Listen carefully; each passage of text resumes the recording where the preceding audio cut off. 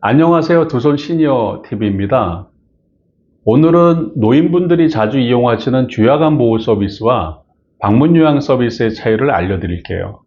어르신 혼자 계시는 게 걱정되시는 가족분들이 많으실 텐데요. 장기 요양보험 혜택이 있다는 이야기를 듣고 장기 요양 등급을 받았는데 주야간 보호센터로 가시게 할지 방문 요양을 이용하시게 할지 고민되시죠? 먼저 주야간 보호센터는 데이케어 센터라고도 불립니다. 이 시설은 돌봄이 필요한 어르신께서 시설에 방문하시어 하루 최대 8시간에서 10시간까지 돌봄을 받으실 수 있습니다. 일종의 어르신 유치원, 노치원이라고도 불리는데요. 하루 일과는 송영부터 시작됩니다. 직접 차로 모시러 가서 하루 일과를 마치고 집 앞까지 다시 모셔다 드리는 서비스를 제공하며 요양 전문가들이 구성한 프로그램을 일과 시간에 진행합니다. 대표적으로는 인지활동, 정서활동, 신체활동, 식사 제공, 투약, 외출 동행 등을 지원합니다. 또한 시설에서 어르신의 병원 외래 방문도 도와드리고 있어 자녀들의 보살핌 부담을 줄여드리고 있습니다. 반면에 방문 요양 서비스는 전문 요양보호사가 직접 가정에 방문하여 어르신들을 1대1로 돌봐드리는 서비스입니다. 어르신을 위한 가사활동, 인지활동, 말벗, 산책, 병원 동행 등을 진행합니다. 쉽게 말해서 주야간 보호 서비스는 시설을 이용하는 것이고 방문 요양은 집에서 서비스를 제공받을 수 있는 것이죠. 가장 큰 차이점은 장소와 시간입니다. 주야간 보호센터는 국민건강보험공단에서 허가받은 시설로 어르신께서 직접 가셔서 요양돌봄 서비스를 받게 됩니다. 하루 시간은 최소 3시간에서 최대 10시간까지 받아보실 수 있습니다. 방문 요양의 경우는 어르신 댁으로 전문 교육을 받은 요양보호사가 방문하는 서비스를 말합니다. 시간은 보통 하루 3시간에서 4시간으로 그 이상을 진행 시에는 추가 비용이 발생합니다. 주야간 보호센터는 한 명의 요양보호사가 다수의 어르신을 케어하는 반면에 방문 요양센터는 한 명의 요양보호사가 한 명의 어르신을 집중 케어합니다.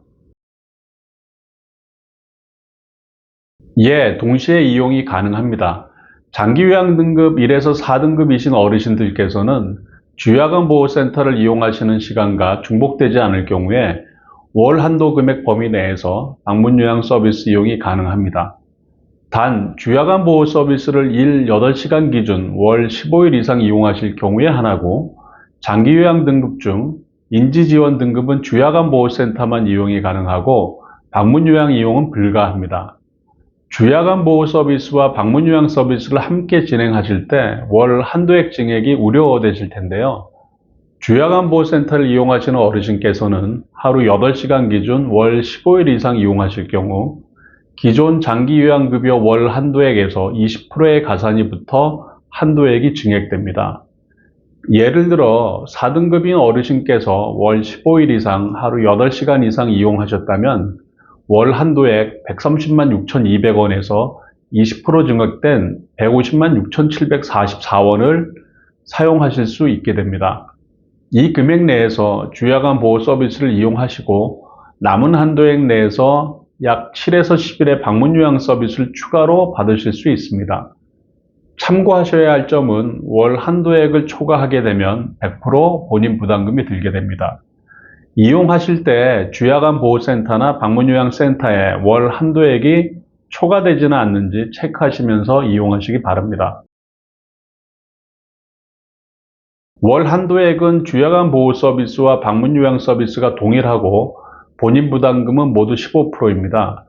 단 주야간 보호센터는 3시간, 6시간, 8시간, 10시간 단위로 수가가 다릅니다. 그리고 주야간 보호센터의 식사비는 별도로 지불하셔야 합니다.